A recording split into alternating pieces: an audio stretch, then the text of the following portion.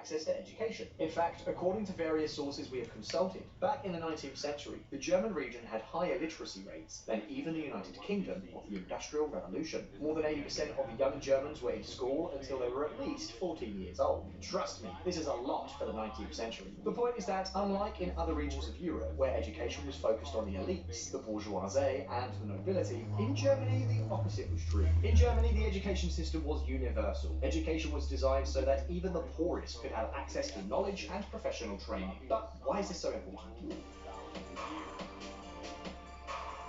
Well, it is important because until World War II, Germany was a country based on industry. And not just any industry, but the most competitive and innovative industry in the world. At that time, Germany was the country with the highest number of patents in Europe. Germany invented things like the automobile, diesel engines, medicines like aspirin, Siemens blast furnaces, the electron microscope, and even the first computer in history, Konrad Zuse's Z1, which you can see in the image. The thing is, all these inventions and competitive industries would not have been possible without citizens very well trained in subjects such as mathematics, chemistry, and physics. In fact, if you go to the list of Nobel Prizes at the beginning of the 20th century, you will see that Germany takes the grand prize in all these categories. Come on, they are the real dynamos in education.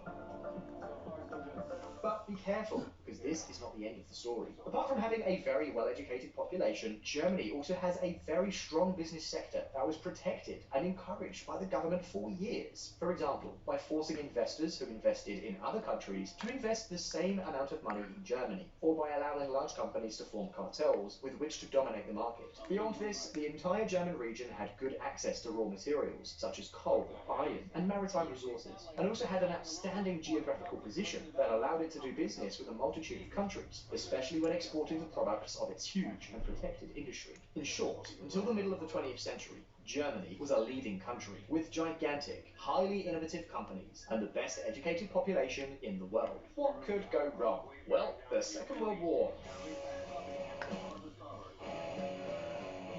The war came, and with it the destruction and devastation of the country that we have just described. However, Germany was able to recover very quickly. We've already seen that within 20 years, the German nation was once again the leader in Europe. And do you know why? Well, because despite the war and all the destruction caused, the highly educated citizens, the entrepreneurs with their successful formulas, the patents, and the German productive culture remained intact. Let's say that all the ingredients of German success were still there, in spite of the war. In other words, it only took the time to rebuild infrastructure, buildings and legal certainty before the German economy was able to take off again. Now, the interesting thing about all this is that the model of German success, which allowed them to recover from the war, has remained practically unchanged to this day.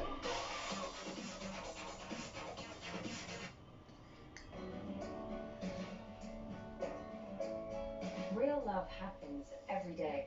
It's the small things we do that add up to something lasting, something big. Love You, the new fragrance from Avon. Call us on 0860 20 21 22 or visit AXA.co.za to move to AXA Insurance today. Even though almost 100 years have passed since all that we have described so far, the truth is that today's Germany looks like a modern copy of what it was in previous centuries. For example, what is their main business sector? Well, once again, advanced industry with high rates of innovation and scientific development. I think that in this case, a graph is the best illustration. Take a look. In 2020 alone, German companies and the German government invested more than 100 billion euros in research and development, a figure that is equivalent to more than 3% of GDP and doubles the figures of countries such as Italy or the United Kingdom. Meanwhile, its education sector tells a very similar story.